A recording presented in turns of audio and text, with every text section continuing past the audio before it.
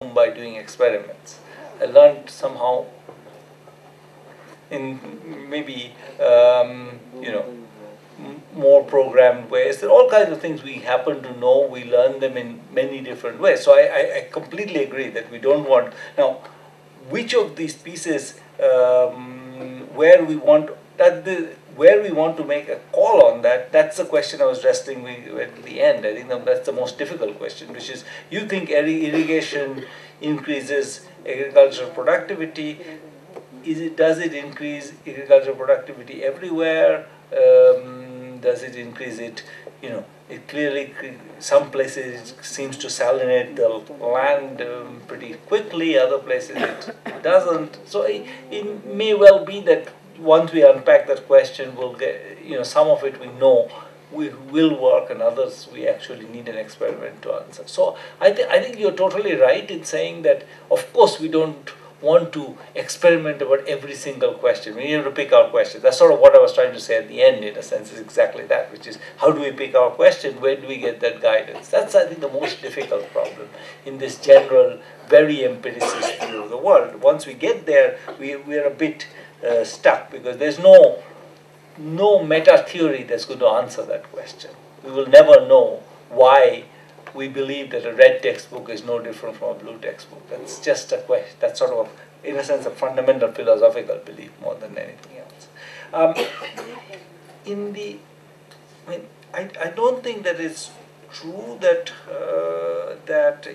experiments don't require homogeneous populations. They don't require any kind of controls. It's not a matter of. I think the nice thing about experiments is that in the end, you can just take one as heterogeneous as you want population.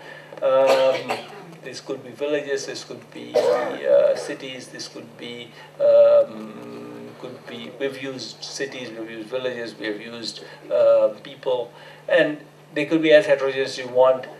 The one advantage of randomizing is that you generate statistically exactly identical groups. So it's not. I think that one advantage is why we randomize. So I don't think we need to worry about controls or homogeneity. I think we can.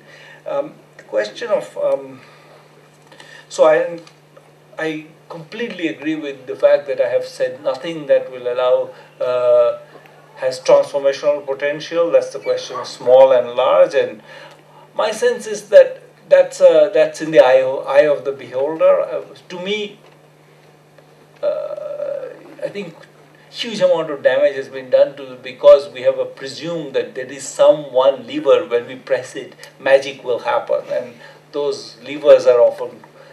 I think one of the good things that's happened in the last 30 years is we have sort of maybe learned to not believe in too many of those levers. So whatever they're called, free markets or socialism or any of these, there are many pieces of magic that's supposed to work, but mostly, fortunately, I think we've learned that none of them do as much magic as we think they do. So I'm not.